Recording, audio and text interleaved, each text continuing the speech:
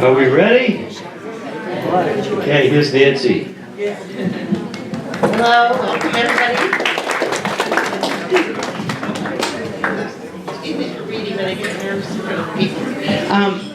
My name is Nancy Robertson. I'm the volunteer librarian at the Historical Society, and I've been given the great honor to introduce our speaker for tonight, Robine Andro. And I'm guessing her experience in World War II is different than anyone else's here. She and her mother and sisters were imprisoned in a Japanese prison camp in Indonesia during World War II, while her father was kept in a different camp. Her book, Bowing to the Emperor, which is for sale tonight, chronicles this time in her young life, and that's what she'll talk about tonight. Robine has had many experiences since then: schooling, teaching, my favorite being a librarian, and writing. I especially miss her columns in the Scituate Mariner. I miss the Scituate Mariner too. She now lives in Scituate, near her children and their families, enjoying the things she learns from her grandchildren. Please welcome Robine Andro.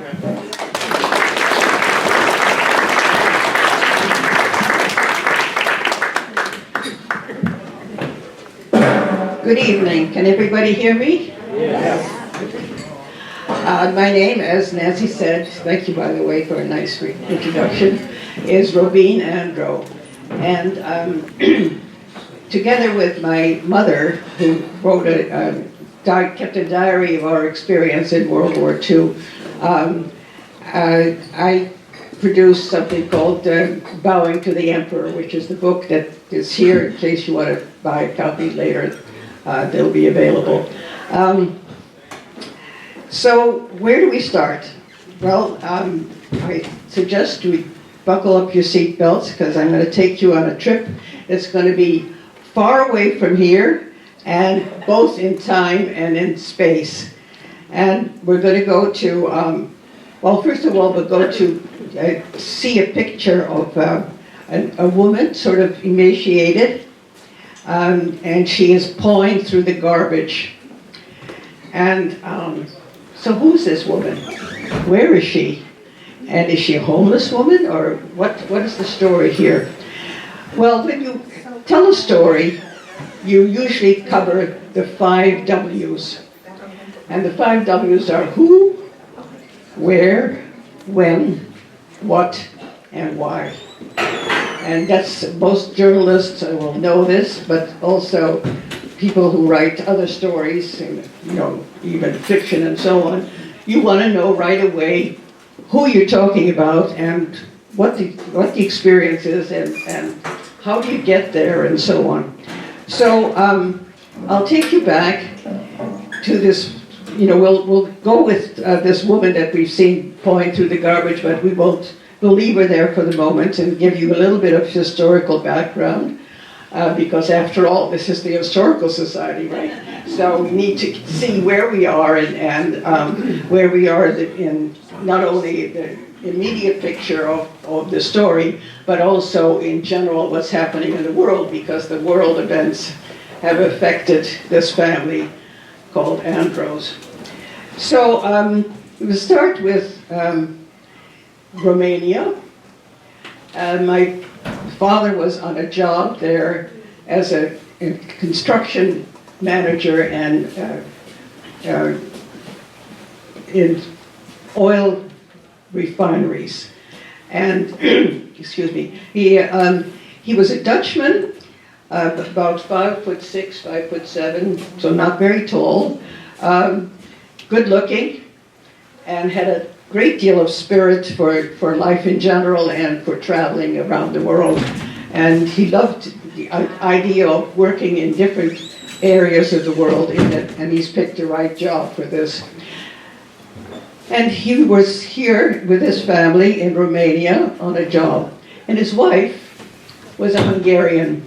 She was equally spirited and also ahead of her time. She's the kind of person who wore slacks before women were allowed to wear slacks, and who didn't feel that marriage was necessarily for her, or that wasn't going to be the main point of her existence. And so she didn't marry my father until she was about 27 years old or 28 years old.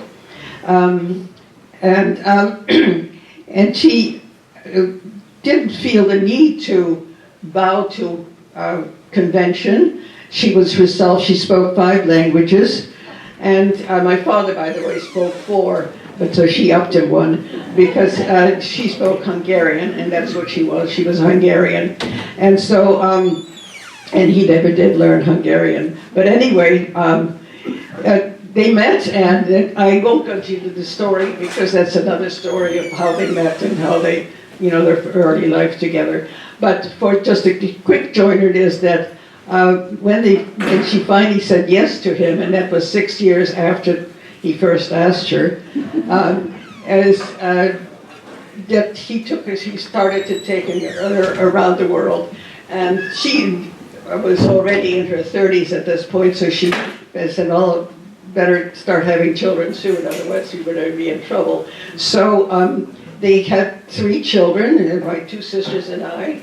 And to show you with, the originality of their travels, I was born in Sumatra, which is one of the islands, one of the main islands of Indonesia, who at that time was the Dutch East Indies, a colony of Holland's. And my middle sister, Maya, was born in Assam in India, which is in the northeastern part of India.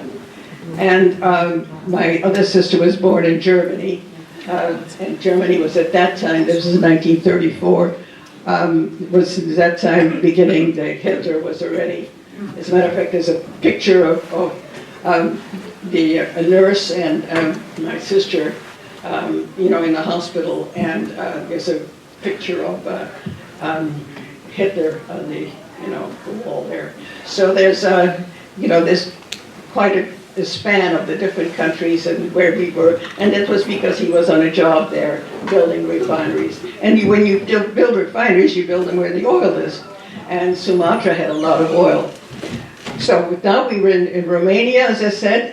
Romania is right next to Hungary. Hungary is where my mother came from, and where we decided to have a home, and that would be the base camp, you might say, as they were in between the different trips that they would be taking, or sections of time that they would be in different countries building the refinery. But that was home base. So my grandmother was there, and my uncle was there, and so it was it was a place that was sort of an anchor, even though we weren't there very much. So in Romania, when we were there doing a job, my father was doing a job, and we were his crew, or what you might say. I was just very little at that time.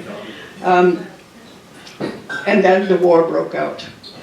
And my father was a Air Force captain in the Air Force, the Dutch Air Force, and he was on the reserve, but in time of war, all the reserves are called up. So he was called up, and it took him, I think, 5 or 6 days just to get from Romania to the Netherlands to report and to find out where, he'd be assigned, and the whole, rigmarole of getting started in something like this. And then, so he got there, but then he discovered that Dutch Shell, which was a very influential oil company in Holland, suggested that my father would serve better putting up another refinery for aviation fuel in Sumatra. And Sumatra was a place that my father knew well because I had been born there 2 years before, 2.5 years before. So that's what we did, and in a matter of a couple of days, actually, they returned to Hungary, packed for the tropics, left all their winter clothes behind, and took off through the as soon as Suez Canal sailed off to back to Sumatra. And so for the next 4 or 5 months, he was building the refinery, and then the war was on for real. Holland had been invaded, and or the invasion was imminent, and so he was now officially in the war. So they had to pull him away from the refinery, and he wasn't quite finished building it. I don't think it hadn't started yet, but anyway, he started his duties as far as the thing. So we moved back, not moved back, but moved from losing my mind, Sumatra to Java, and which is the central island of the Indonesian series of islands. By the way, and just for a little aside, I love this fact. There's 17,508 islands that make up the country of Indonesia. Only 6,000 of them are inhabited. But I just thought you'd throw that in there for a little bit, so now you have the geography also. And we're right on the equator there, so it's the weather is totally tropical, and you have rain and you have sun, and that's about it. So we were moved back to Java. My parents dropped us and we were living in a little bungalow in the rice fields in Java. And you can imagine rice fields, perhaps you've seen them, there's sort of an embankment or a wall of mud that holds in a particular field. And then they flood the field, and then they plant the rice into the thing, and it looks like toothpicks reflected in water. It's a very interesting and a sort of a unique sight. Well, these were the rice field that surrounded the little bungalow where we lived. We had a great garden, and it was just a rental, but this was our little oasis, a little space where we could run around. And for us kids, we loved going and running into going to the rice fields and running along the mud banks and visiting the little boy who would be scattering, having a certain system where he scattered the birds that were trying to eat the rice, and then he showed us how to do that, and it was all very exciting for us. So we were living there, and in the meantime, my father was in the Air Force, back doing his Air Force duty now, and flying from island to island in the Air Force, of course not the ones that were uninhabited, and setting up airfields so that the planes could land there, refuel. I'm sorry, I'm having a little trouble with my having airfields that were for the refueling of the airplanes. And at this point, historically, now we've left the war in Europe to Hitler, but the other one of the countries that were in the Axis powers, of course, was Japan. And Japan had its eyes on the very lucrative Spice Islands and Sumatra, and the oil specifically in Sumatra. So this was, we were sitting really on the bullseye where what the Japanese were interested in. And they were coming down the Malay Peninsula. Here's your history part, by the way, for those who are history inclined, which I'm sure you all are, because after all, it's a historical society, right? So the Malay Peninsula the Japanese came down the Malay Peninsula and set up, they were ready to invade Sumatra, and my father was instrumental in that whole scene of trying to thwart their plans, but that was unsuccessful, so he was then all sort of contact with headquarters was cut because of the situation. And he took it upon himself as the head of the this allied force there, which was mostly the British and some Australians and the not the Americans. Americans were not in that part of it. And he evacuated a lot of the British citizens from there and got a medal from the British or Order of the British Empire for having saved so many of the soldiers from there. However, he had to give up the island itself and they managed to refuel all of the planes that were there and fly them out of Sumatra to Java, and it was going to be sort of central to getting the excuse me, thank you.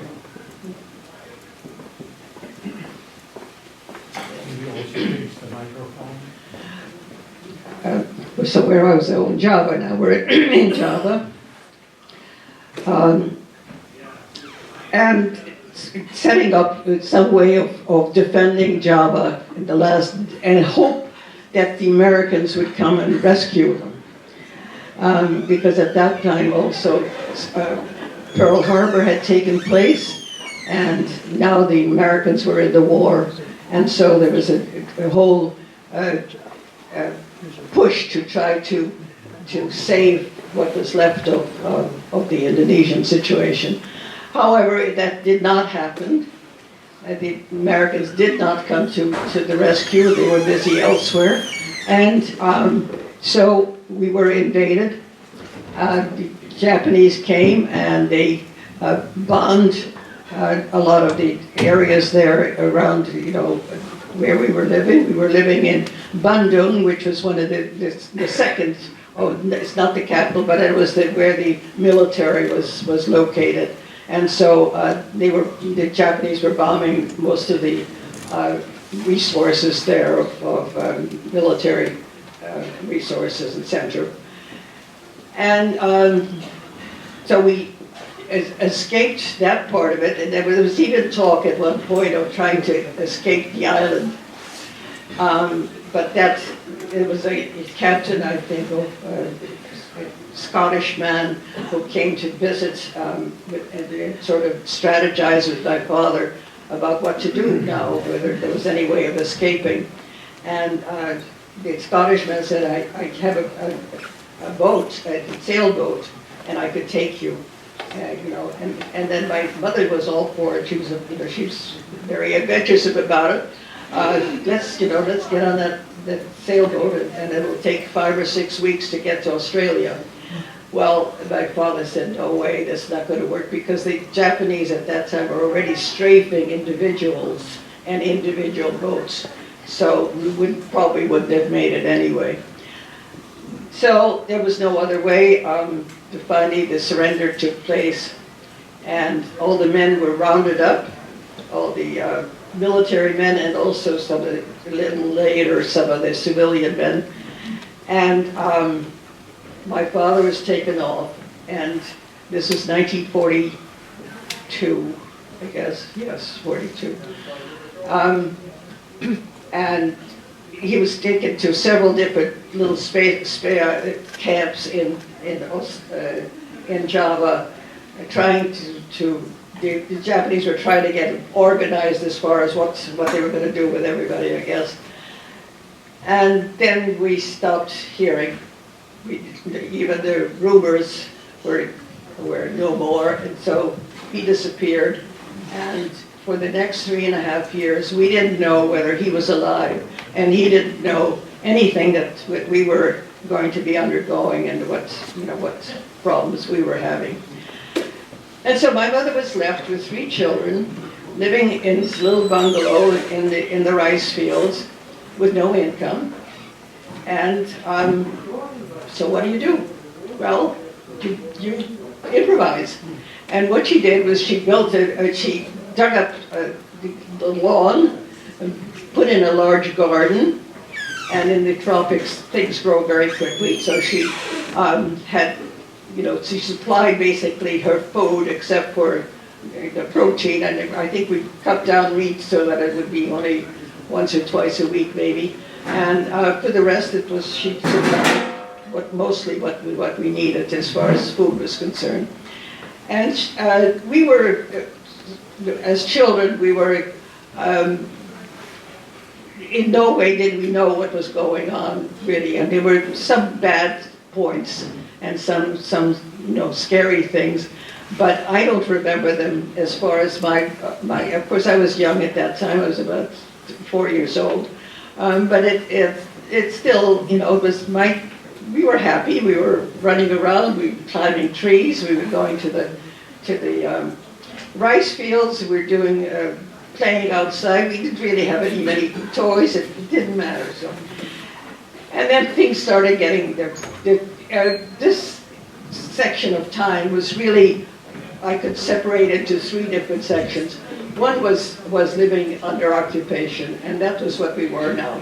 Under occupation and live off your wits and see what you can do. And my mother did.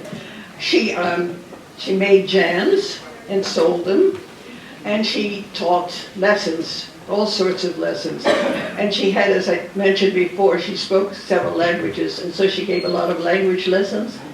And each lesson, you didn't bring in very much, but when you add them all up, I think she was teaching something like 45 or 47 lessons a week to different people and getting pennies for each, but it was enough to buy a few things that she couldn't make as far as, from the garden and so on.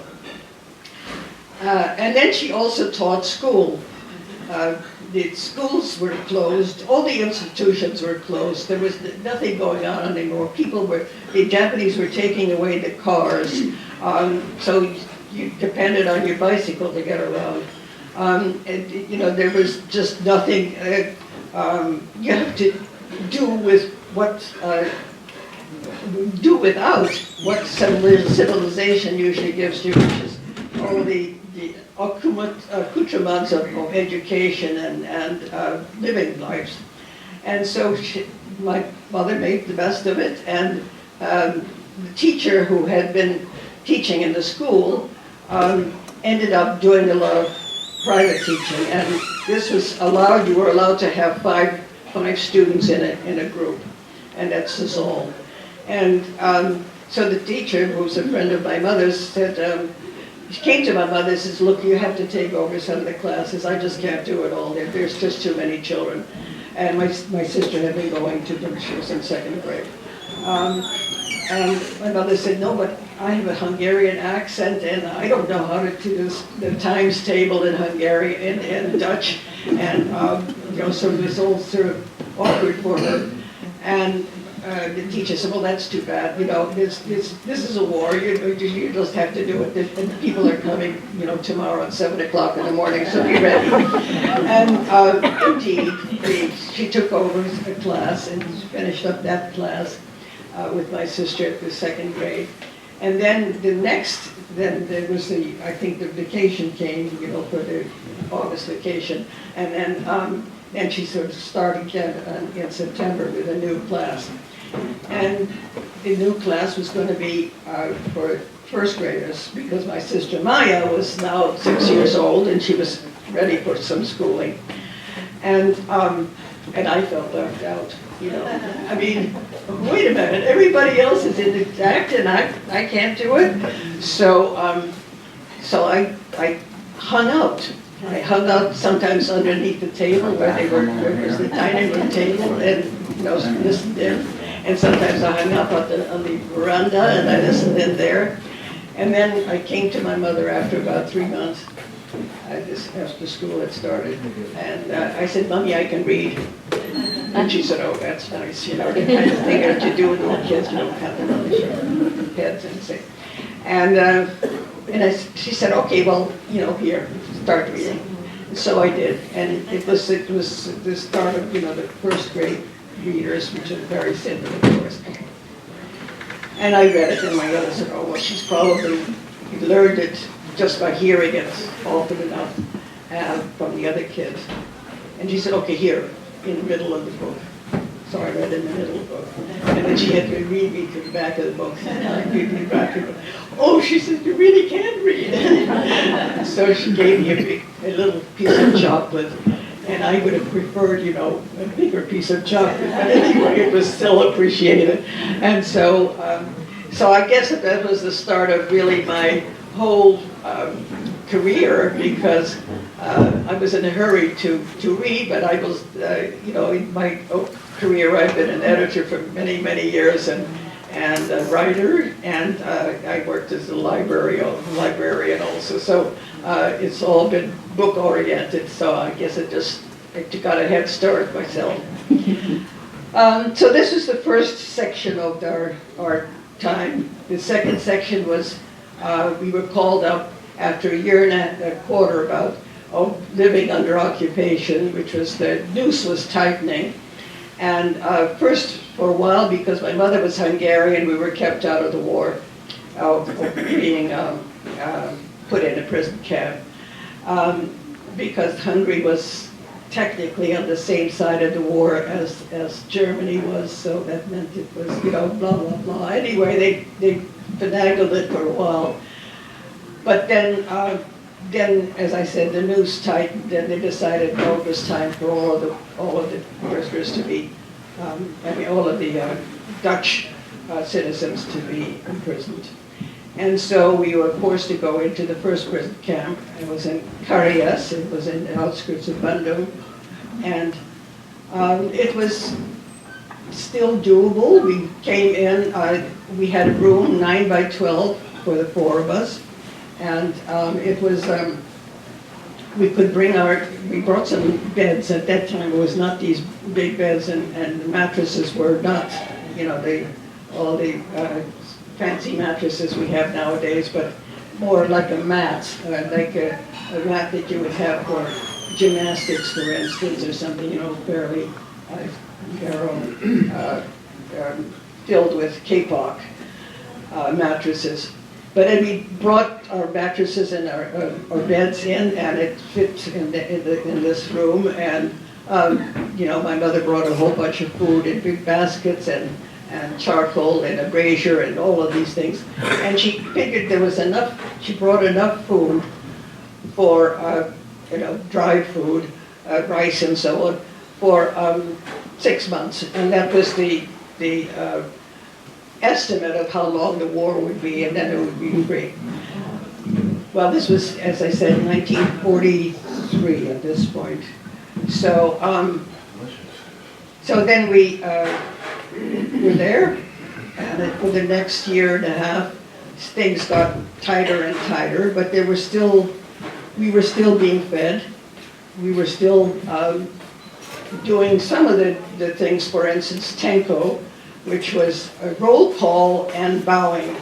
Now, there's some people who would be willing to bow, show what bow is and demonstrate it. If you would step up here. Is anybody willing? No? Okay. I can't do it myself because I'll lose my balance. I'll fall over. Nancy, you're offering? Okay. Okay. Splash it to your side, and now bow, no, that's too far. It's sort of, yeah, exactly. And you look down, so you never, you know, look up, because that's you're violating a principle there. And you have to stay in that position, and there were 3 words. There was Jotske, attention, then Kire, which is bow. A little bit more, yeah, that, perfect. And then you stay that way until you get the release, which is Naure, attention, you know, come up. So we had to do that twice a day. The first camp, the Karaes that I was mentioning, this was sort of casual, and it wasn't strictly enforced, and some of it was sort of lackadaisical. And then we went to the next camp. And the next camp Oh, about this first camp, sorry. There were also things like some women had gotten together and they had Girl Scouts for children. And another woman who used to be a teacher of dance, and she would gather together children and you could get dance lessons. So there was a way of occupying the children and education was still possible to some extent, all privately, in families and so on. But then we went to the next camp. And the next camp was run by Sonny, I forgot what his last name was, Kenichi, I think. Sonny Kenichi. And he was, he's probably somewhere on the spectrum, I think. He was not quite there, and he was a very disturbed man, and certainly one that you shouldn't be put in charge of a bunch of women, 10,000 women, and control their lives.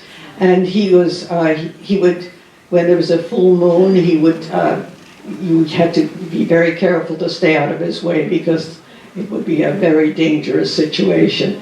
He was known to beat women often for no reason at all. And I was just mentioning when my daughter did the example of the bowing, if you didn't bow properly, you could be beaten for it. You could be beaten if you giggled, and if you were children, we thought it was sort of silly, this whole business. But in other words, if I did it incorrectly and did something stupid about bowing, my mother could have been punished, and punishment would be beating. It could be solitary confinement. It could be all sorts of things that you just wouldn't imagine that normal people would do. And one of the things he did also is to decrease the size of the camp so that there would be less and less room for more and more people. And when we moved in there, that luxurious room that we'd had in the previous camp, that same size room was now for 7 people. And so when we spread out, there were no more beds. You just spread out the mattress, this mat kind of mattress, two to a mattress. And when you spread them all out in that room, there was no room for walking anymore. So during the day, you would just roll them up and just put them at the side. But, it's this cramped, right? And then you have this room, the house is a one-story house, but it had some servants' quarters in the back. And it was a good-sized house. However, not necessarily for 125 people, and that's how many people had been squeezed into this house. And there were people living in the defunct or the previous bathroom. There was, I say defunct because there was no more water in the bathrooms. There was no more toilets used, so there were chamber pots. That's how you did your business. And my mother was very careful. She set up in the corner of the house outside. She spread a curtain from one side, one wall to the other, so there was a little private space, and we could have our little thing. I think my sister, though, was one time when we were going to Tenko, she had to go, so she was in the bathroom, and spent the whole Tenko time in the bathroom because she didn't make it out in time. But anyway, there was a very hard situation. Water, they had to get water from sort of, not a well, but it was a faucet that set sort of in the ground that you could kneel down and fill the bucket up and then bring it back to the house. So all of these adjustments, but the main thing, of course, was food. And food was very sparse. My mother, again, did much with putting up in a little garden in the space that was, because these are houses there was still grass in front, more or less. But she dug up some little bit of the earth there with a kitchen knife, just a regular knife, not a sharp one, but just a regular knife, because they'd taken all the sharp knives away. And managed to barter for some seeds, planted them, and the things grew very quickly there. So she had planted some spinach-like plant, and some, again, a bean-like plant, and some very hot peppers. And the hot peppers would give some spice to something, some of the things. And sometimes then what we would get for food was from a camp kitchen with a handful of rice, cooked rice, and some sort of a soupy kind of thing with tangko, which is this spinach-like plant, and a few plants floating around in it sometimes, and then a little piece of bread about this size, maybe about inch and a half or 2 inches thick, one little piece like that. That would be for everybody. I had still had a sample of that bread in one of my my store of things that's artifacts to show, but I think the mice got it, so I don't see it anymore. And then we had cups, for instance. At one point we had gotten a Red Cross package, and this was some sort of Campbell soup or something. I'm not sure exactly what was in originally, but this is the original can. And what my mother did was wrap string around it. You could come and have a look at it later. I'm sure that people, especially in the back, can't see it, but this is a way not to burn your fingers. If you drink a hot drink, if there was some tea we managed to get or something, you could hold the cup and not burn your fingers on it. So that's that.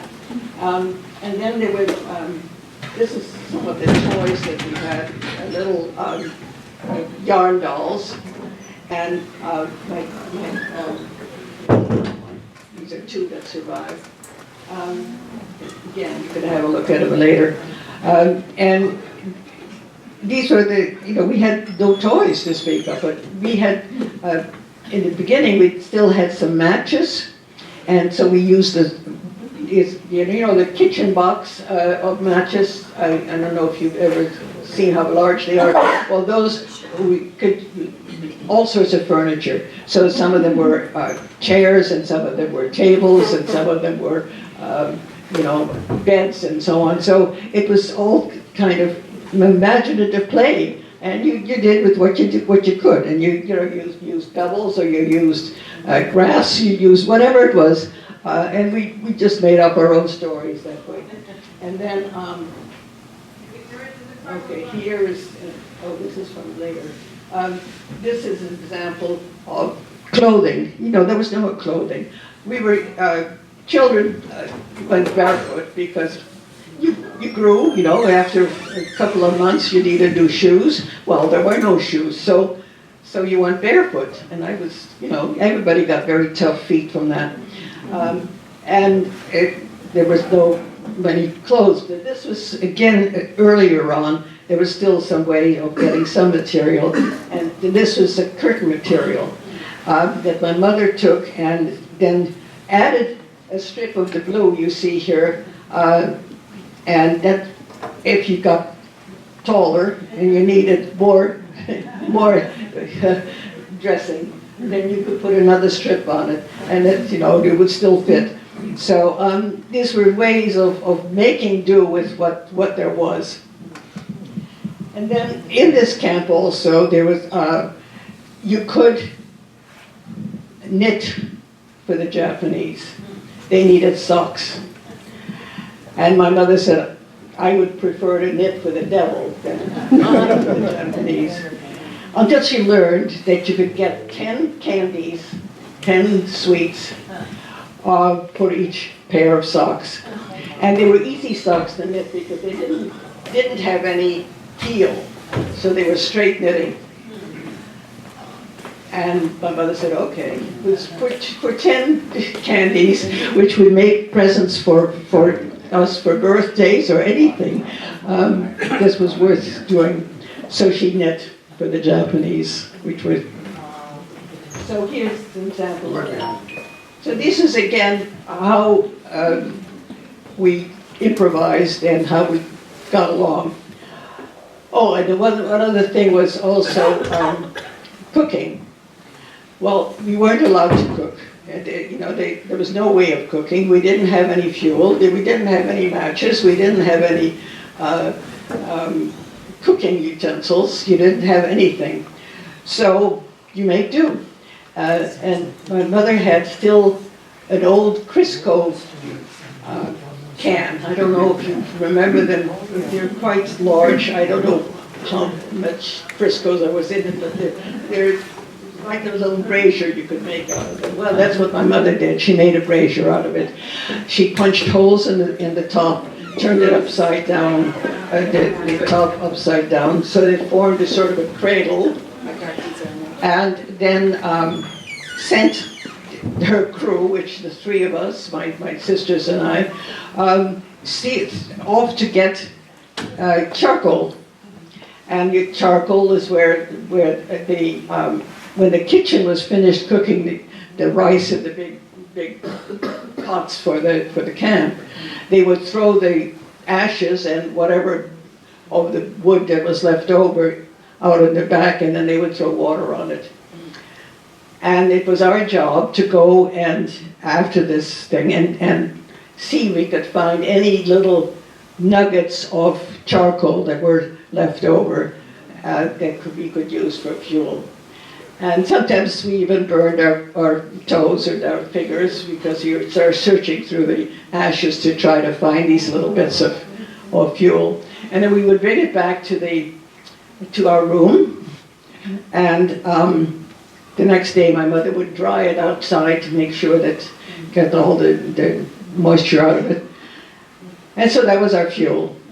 So now we had the brazier and we had the fuel, and now we needed fire. Well, use your Boy Scout things. How do you make fire? Well, in our case, we used the chiki.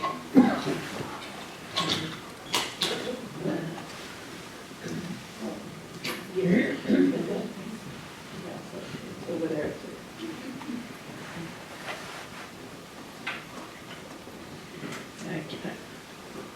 All right, I'm not going to be able to hold this at the same time, but maybe, John, can you? All right, this is a little thing that looks like an axe, maybe, an axe head. It's metal.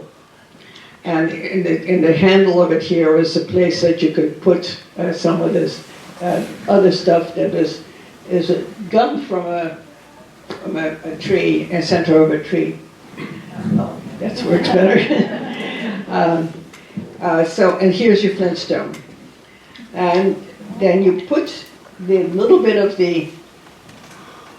this fluff on an edge of here. My hands really don't do this very well with my sort of arthritic. But anyway, you put it in one of the little crevices of the stone. Okay, you've got the stone and you've got and we call this the chiki because we think that the noise that it made was chick. So with the chiki, you strike against the stone. Now, this has got 80 years of grime on it, so it doesn't really strike too much. But what it does eventually, or what it should do at this point, is with each strike, there are sparks that fly off. So imagine the sparks flying off, please. And eventually, if you're lucky, one of those sparks will eventually land on this little bit of fluff and smolder. So there you have the start. Okay, now quick, the next stage. You take some paper and you fluffed it up before, and so made it sort of can catch fire easily. And you put that against the little bit of ember that's burning there. And then Okay, you've got that, and it flames. There's a flame. Okay, quick, catch that flame, because paper doesn't last too long. And you have a stub of a candle, and you quickly get the candle lit. Okay, now you have fire. Okay, you've got the fire, you've got the fuel, you've got the brazier. Now you need a pot. Well, we had, I think, one or two pots left. So my mother, and now we go back to the beginning of the story.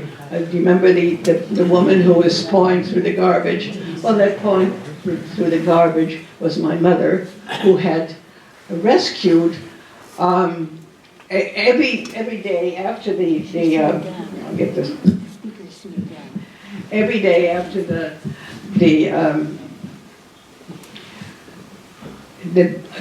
kitchen garbage came out from the hospital, especially. They got better food than we did.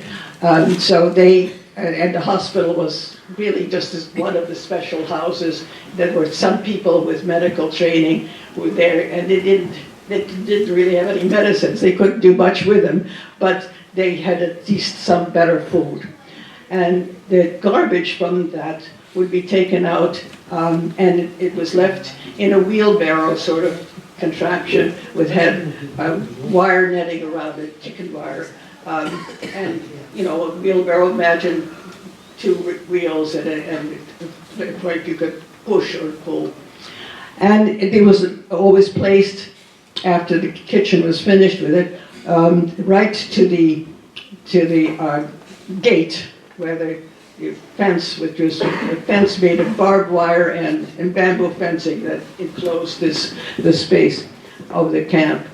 And it would be left there for the Japanese to come in and take out to wherever they took it after that. And in that period of time, between the time it was left there and the time that the Japanese came, it was variable times, sometimes 10 or 15 minutes, sometimes a little longer.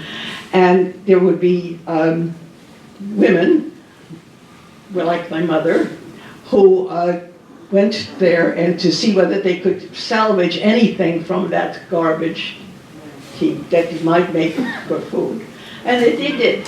She would go in there and they would look for the little stems of the kangkong, that sort of spinach-like plant, and carrots with a top, this little slide of, when you slice off the greens from a carrot, there's always a little bit of carrot on there. Well, that was what was important. And so you would get, if you get enough of these things together, you can make something from it. And that is what my mother was doing. So she was pawing through this garbage along with someone else. She's an Italian woman, and they were the last ones, or the only ones there that were actually still doing this. And when they heard the rattling of the chain from the gate, so they had to hurry because they had tipped the wheelbarrow over by mistake, and they quickly had to get the garbage back in. So they ended up, filled with garbage all over, but they managed to get escape in time with this little haul of garbage that was still edible. And they brought it back to the thing. Now we've got everything, right? We've got the food, we've got the brazier, we've got the fire, and we've got the fuel, and then you put it all together. And then you trade some of the leaves that you have planted from the little garden that you put in with the knife from the kitchen. And it's some like a spinach-like plant, so that you could have some greens. But you put it all together, you traded some of those leaves of greens for some curry and some salt. And then you got yourself a tasty little vegetable dish. And there was enough for a sort of a spoonful of vegetables to go with the cooked rice and so that everybody would have a more nutritious meal. And this is what took about an hour to just get this, get the food prepared and get the food cooked and ready to eat. And so if you ask, what did we do in this time? Well, this is some of the things that we did. A day would be taken up by just living, by just trying to survive, by just getting little bits of food, trying to make do with whatever you could, to use your imagination to keep living. And it took, I think that if we had not been there, my sisters and I, then my mother would have given up, because it's such a struggle. On the other hand, if she hadn't been there, we wouldn't have survived. So in a sense, I think we survived together. And in the end, there was a horrible time. There was the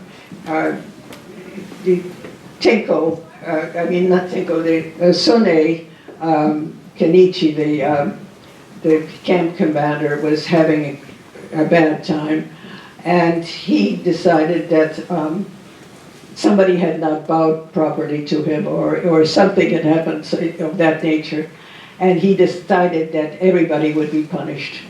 And he said there would be 3 days of no food. And so he drove into the camp with a truck that was filled with the bread and the rice, and he ordered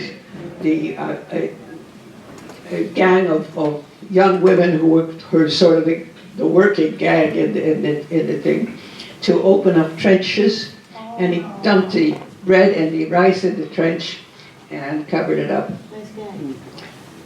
And this was the really, at the end, if you take people such as we, who just had a wonderful meal here, and you said, okay, you are not allowed to eat for 3 days, you'd survive, and there would be.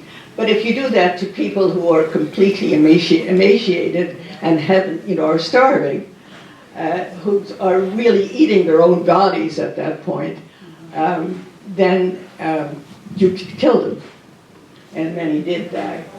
But the second day, when there was the no hunger, my mother had always made some little bit of reserves. There was always the little bit of thing that would just in case of emergency. Well, this was the time for emergency, because she had taken slice by slice of the bread that had been, and she had dried it in the sun, and these were the reserved rations. So she gave us the reserved rations, and she herself munched on a few leaves from the garden and hoped for the best. And the second day, when we were without food, we were forced to be outside playing in the garden. My mother, keep them busy, just keep their mind occupied. And Maya ran to my mother. She said, "Mommy, look, this just fell from the sky." And it was a piece of bread, but it was a big piece of bread. And it wasn't the kind of bread that we were getting, and it was rubbery kind of bread is what we usually got, but this was real bread. And my mother said, "No, Maya, no, don't fib. Tell us where did you get this piece of bread?" "No, really, it fell from the sky." Well, it didn't fall from the sky. It did in a sense, because it was a guard who was on the other side of the fence, and it was a guard who was not a Japanese, but an Indonesian who had been sort of pushed into or pulled into and many of them were taken over by the Japanese to work for them. And he had been observing us, apparently, because the house was quite close to the bamboo fence, and he had been watching us, maybe peeking through the bamboo fence, and had, I don't know, maybe enjoyed seeing us playing or whatever, but he felt pity for us, and so he threw over his portion for us, which still touches me.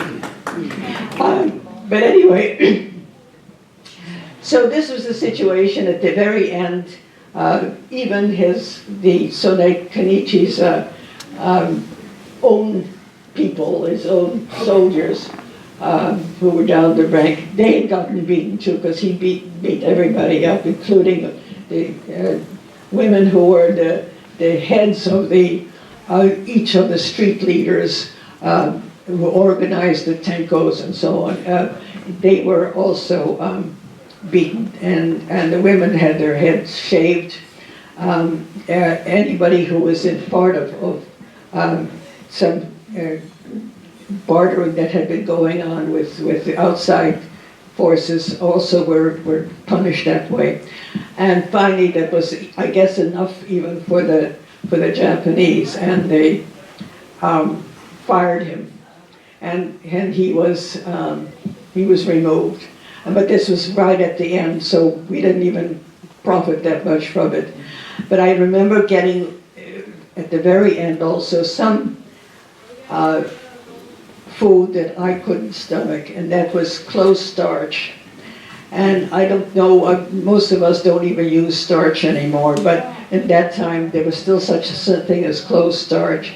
And it was sort of bluish, and it looked like Jell-O, but a bluish kind of Jell-O, and it sort of quivered, you know. And then that was one thing I couldn't stomach. No matter how hungry I was, I just couldn't stomach that. But this is what we were forced to, at the end, to eat, because there wasn't anything left given us. And then Kenichi left, Sone Kenichi left, and then it was liberation.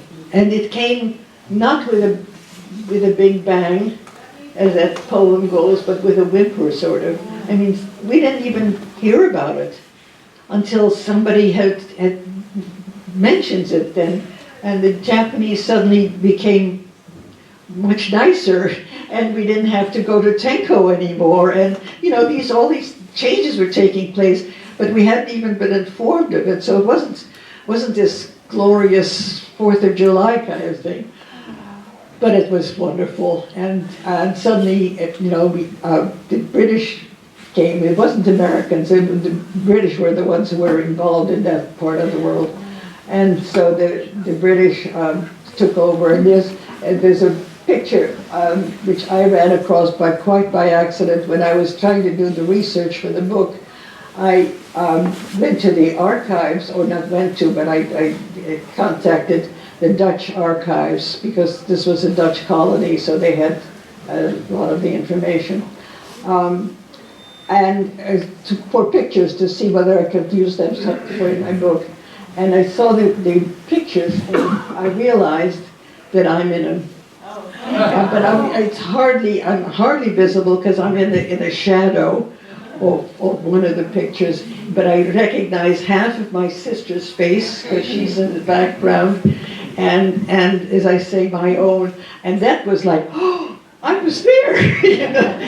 It made it a sort of a very personal moment for me to connect with this time.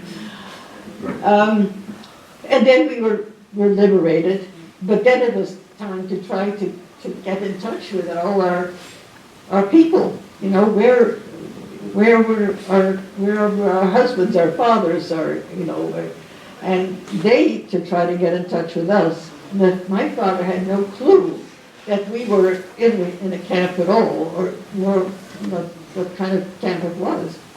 And so we did get in touch finally, and I was so awed by this presence of somebody that was my father. You know, I mean, he was just a new concept. And we hadn't seen him in 3.5 years. Well, I didn't even know what he looked like. And in Dutch you have a way of signaling respect for elders, and so that you would call somebody u instead of je. Instead of the u, it would be v, or some notice equivalent. And so I was so impressed with him, I was calling him, he's very special. And so then things happened very, well, slowly and quickly at the same time, because my father was released from his prison, and by the way, he was an interesting thing that he saw actually the glow from the atom bomb that was dropped on Nagasaki, because his prison camp was quite near to Nagasaki. So we actually had both sense of the, his view and our view of the liberation, which was a little bit different. But he, and I'm sorry, but I can't go, I don't have the time to go through his continued, his experience in this one. So I'll send you to the book if you're interested in his part of it. But we have heard more about men's camps I don't know, some of you probably have read Unbroken, and some of you have read other books about survivors of prison camps for the Japanese, from the male viewpoint. But probably not too many of you have heard about the women's camps and what they went through. So this might be of interest to you. And what I did in writing this book also was to take my mother's diary and rework it and do the research on my father's story, and that again is another story that I won't have time for. But how I fuse them together, and that's what I tried to do, to show both sides of the story of how a family is affected. But we were freed. Then I flown eventually a few months later by a B-25 bomber, which is another experience, into Manila, and Manila in the Philippines, which is where my father's was stationed at that time. I mean, he had been released from prison camp in POW camp, and had been taken to Manila, and he was in charge there of 7,000 of the Dutch former POWs and trying to negotiate and get them connected with their loved ones. And then, of course, the political situation took place also because Indonesia was trying to free itself from the colonial masters, which was the Netherlands. And so they took the opportunity sort of to agitate for freedom at this point from the thing. But that's another story, because that took place, it took another couple of years before that was accomplished to become an independent country themselves. But so I feel that we were at the center of a lot of events that were crucial to that era.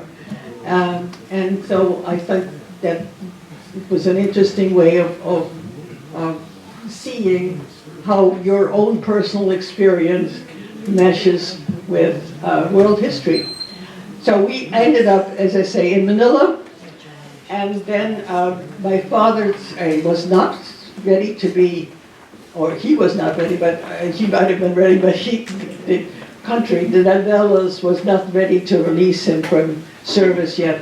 So he was, for the next 6 or 7 months, I believe, busy rebuilding some of the refinery materials that he had built originally, then destroyed in order for it not to fall into Japanese hands, and then was being rebuilt. So seems like a lot of wasted effort for war. So we were not to be reunited again until later, and that's when my mother and the three of us boarded a Liberty ship, and because we had nowhere to go after the war. What we had in Indonesia was no more. We had never lived in Holland as a family. We had no home there. And besides which, Netherlands was chock full of all the people who were being kicked out of Indonesia and elsewhere. So there were, there was, and Holland had also suffered a lot from the war. So there was a lot of revamping that was needed everywhere, economically and everywhere else. And Hungary, which is where we had our home, had to take it over by the communists. So, what to do? Well, what do? You come to America. And so the next stage is becoming American citizens. And if you're interested, or if you have grandchildren or children that might be interested, I'm now currently writing a little book called I Pledge Allegiance, which is from my viewpoint as an 8-year-old coming to America and what it takes then to become an American citizen, which now we all are. So thank you very much for your attention.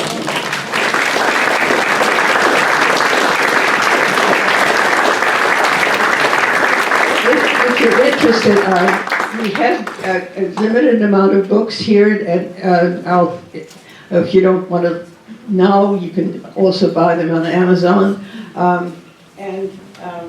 You can come and have a look here, and I think that we have some slides that we can. Oh yeah, slides that we're going to show. Okay. This is mother and father, Clara and Wim. When it's an undated photograph, but I think it's about 1930s, before they were married, or perhaps shortly after, but it looks like before we came along. So this is my mother with and my father. And it looks like my mother is about the same height, but she isn't. She's quite small, 5'1", and he was about 5'6" or 5'7". And this is the three monkeys. Yvonne, the oldest, is 7 years old. Maya's 5, and I am 3. And Yvonne is in every picture I've seen of her. She's always got this grin, and it always looks like she's always losing a tooth or something. So, this was the three of us. Here's my father, and this is one of his identity cards from the reserves. I don't think there's anything else to say about it except it gives a look of what he looks like. And this is my mother. She doesn't have a very good haircut there, but this is an identity card with, and it's in Malay and Japanese. So I'm sorry, but I don't speak any of those anymore. So this is identity card for after the invasion. This is my father and in his camp, and that's you can see a Japanese guard there. It's surprising to see the Christmas tree here, and this has happened shortly after I think in a matter of a couple of days after my father had been beaten, knocked to the ground, beaten, because there had been Red Cross packages delivered, and many of them were being confiscated by the Japanese to be used for the Japanese's well-being, but they were told to sign for the fact that they had received all of them. And my father said no, he wouldn't receive them. And so they had this little bit of a tussle until they got thoroughly, the commander was thoroughly irate, and he ended up, he and his two other henchmen beat up my father and the three other officers that were there, or two other officers.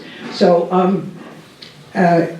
they were so badly beaten that they even refused to eat anything that day because their jaws hurt so much. But then it was like one of those little rainstorms that come and they go, and suddenly everything was okay, and they tried to get some good out of it. My father said, well, yeah, there was a Christian holiday coming, and could they do something a little bit special? And suddenly the commander was all sweetness and light, and said, "Oh yes, I'm a Christian too, and I will give you some special sake." And there was no picture of that, but there was always little sake in all of the cups that was for everybody to enjoy, and they would get a Christmas tree, and so that's what the Christmas tree is doing in here. So, and this is the air raid shelter. Whenever the planes came overhead, especially towards the end, American planes would fly in, and this was before the actual bombing.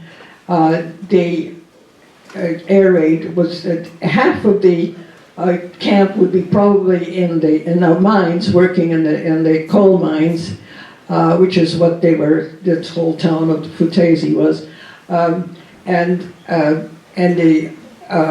the other half would be sleeping or working in the everyday stuff, and this is what they took shelter. So half of them would probably be underground at that time when those planes came over, but the other half would take shelter here and try to protect themselves in case there was a bombing of them. And this is peeking from that. My lieutenant, who was my father's second in command there, and I used some of his diary as part of the background for what they had gone through.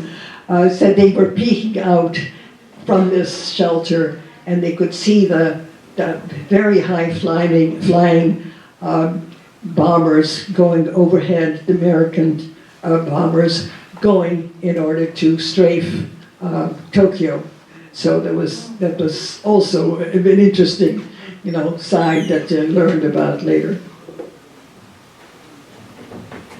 And this is after the liberation, but before they were actually, after the war, but before they were actually liberated physically. And the Americans sent down all of these parachutes of food, and so one of the crates in the one on the right picture shows that one of the parachutes got entangled on a big rod there, and they had all foods in there, and they would just crash down. And whatever they could be salvaged, and one of the things that they salvaged a lot of is cigarettes. and at the beginning they said, "Oh, what good is this?" But then they found out that cigarettes were very good for bartering for other things. So this is what they. Bobby Thorndike has a question. I'm sorry. Bobby has a question. Oh. Question. Yeah. I, as a youth, my family had friends of theirs who were Dutch, and during the war they had been prisoners in Japan, or I'm not sure where, but we used to always hear the family's name was the Van Dalen, and they came to Scituate for about 10 years every summer. And it was incredible. The older boys, who were 10 years older than I was at the time, but they said, we talked about birthing babies, and I said, how did you keep them alive? And they said, eggshells. We would steal all we could get for the calcium. And it just boggled my mind. And have you seen the movie Empire of the Sun? it was originally owned by David Leeds, who owned the rights to Lawrence of Arabia, Ryan's Daughter, Bridge on the River Kwai, very famous. It was to be his last film, and he gave it to Steven Spielberg. And it is all about a young boy who got stuck, got away from his parents in China, and got stuck with the American group, and survived. He was a survivor. I didn't know if you'd seen it. It is an amazing film, amazing music. And when I saw it, I just thought of the Van Dalen family. Who used to come to Scituate every year and say, we come here because it's a different world. And it was. I was very moved at age 6 through 10 to hear the stories year after year, and more volume of them. But I mean, I just applaud you and anyone that could survive that. Just incredible. I just want to give you my applause.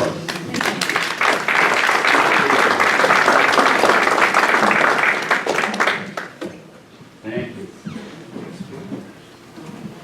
Want to finish up this one? Okay, this is, my father was also a courier, so he was flying in different parts of that whole Pacific area after the liberation, and so this was a sample of one of the things he couriered, which was actually the surrender documents to the Allied powers, and this was a copy of the letter that I thought would be interesting to include here. And this is us, my mother and the three of us.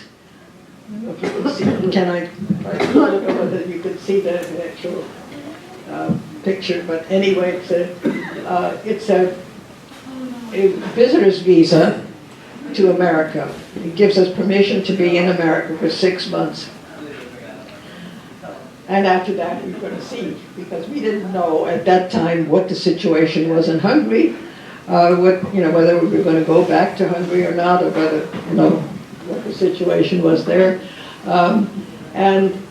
We had, my father's brother lived in Texas, and we were going to take, what we did, a Liberty ship from the Philippines through the Panama Canal to Texas. So I've been through both the Suez Canal and the Panama Canal, we could full trip around. And then that's where we went, and we were going to see them, where their next stop was and what we were going to do, because we were completely at loose ends at this point of how to continue with our lives. And my father needed a job because he had been let go by the American company he was working for, Universal Oil Products, because he was in the war and they didn't, feel that they needed to keep him for some reason. But he was eventually rehired by them when he finished his military duties. But at this point, we're not yet there. We're just moving to the Philippines. To America from the Philippines. And this is us again at my uncle's farm. The horses, we're feeding the horses with what is it called? From the trees, that hangs from the trees. The moss, anyway, we're busy with that. That's my mother, by the way. And then here's the three of us. This time, we're in California, because after we sort of felt that we had run used up our hospitality for my uncle. We went to Florida, to California, and visited with friends, the Dutch friends there. And this is where we were at that time.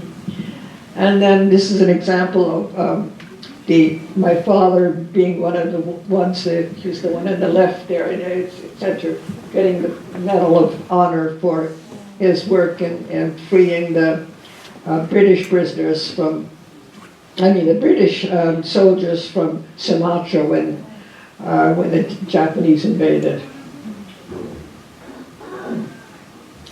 And this is the last shot is of my mother and father when long after it was united. This is an undated picture, but I think that this is when they visited my other uncle, who's a Canadian, and it was probably in either 60s or the 70s, and they seemed very happy together here, and I thought it was an appropriate picture of both sort of, the closure to the first picture, which was them starting their life out together, and here it was closing their life and, back together again. I don't think you should see that. I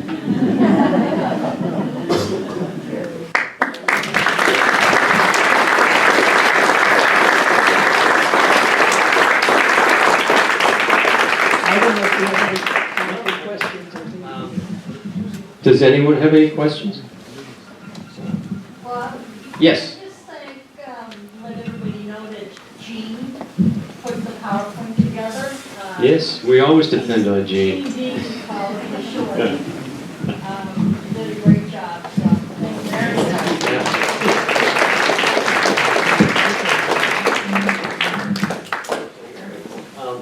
I want to thank everyone for coming. I did a quick little thing on why the Dutch East Indies were important. It supplied most of the world's quinine and pepper at one time.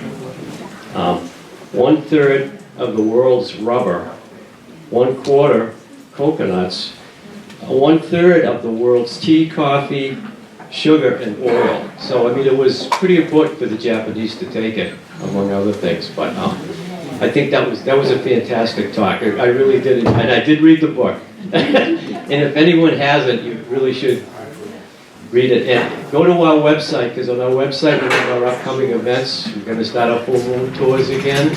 We'll talk about the Irish, FBI profiling, and a lot of other things. We're also on SCTV, on the YouTube channels. So, thanks again. Thank you, Rookie. That was great.